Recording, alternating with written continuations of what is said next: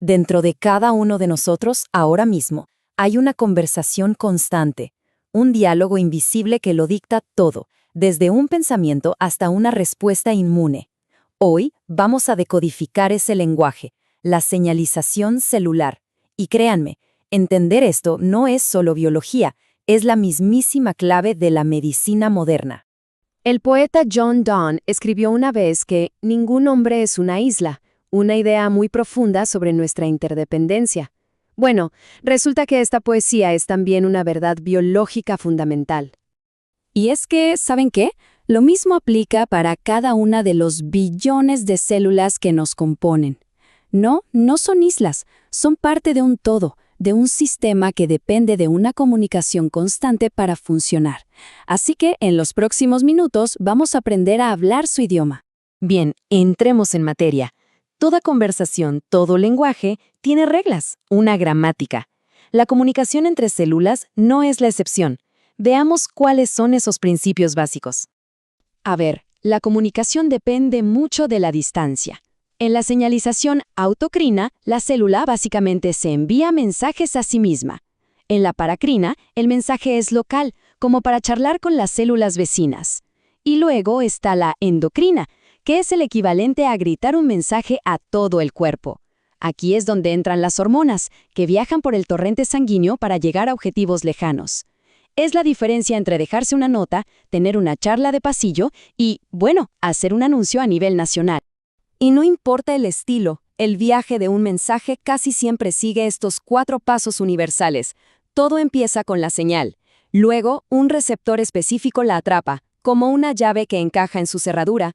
Después, en la transducción, el mensaje se traduce y se lleva al interior de la célula. Y finalmente, se genera una respuesta, que es un cambio en el comportamiento celular. Señal, receptor, transducción y respuesta. Ese es el flujo de información biológica.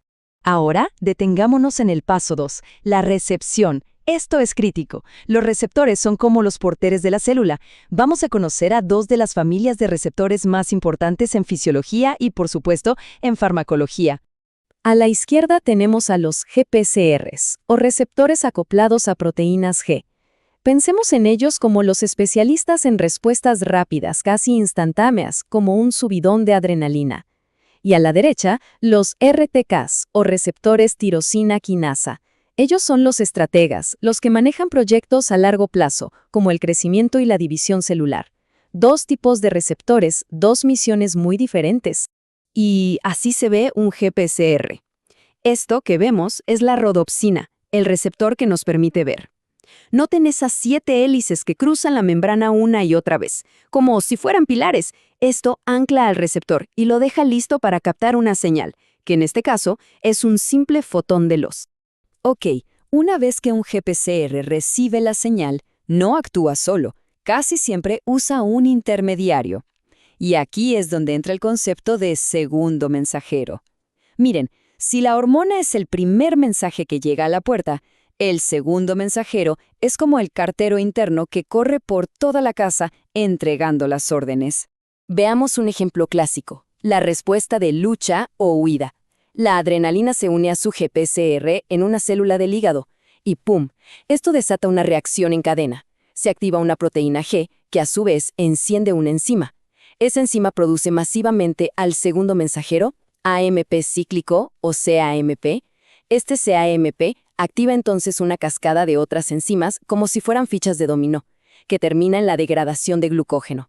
El resultado final, una inyección masiva de glucosa a la sangre, energía inmediata. Ahora, un punto clave para la clínica. Estas señales tienen que poder apagarse. Entonces, ¿qué pasaría si una mutación deja la proteína G encendida todo el tiempo? Una vía que nunca se apaga es básicamente la receta para la enfermedad. Hay que pensar, ¿qué patologías podrían surgir de un problema así?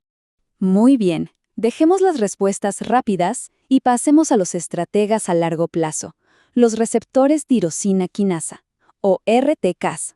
Su especialidad es el control del crecimiento, la diferenciación y la supervivencia de la célula. Su mecanismo es distinto. Cuando llega un factor de crecimiento, 2 receptores se juntan, forman un dímero.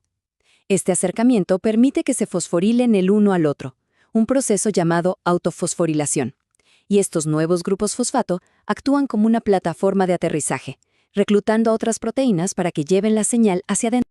Una de las rutas más importantes que se activa de esta forma es la vía de la Ras-MAP quinasa. Podemos pensar en ella como una de las principales superautopistas de información, conectando la superficie de la célula directamente con el núcleo, que es donde se toman las decisiones sobre si la célula se divide o no. Y justo aquí, esta vía se vuelve crucial para la oncología. Muchos de sus componentes son protooncogenes. Pensemos en ellos como el acelerador de un auto.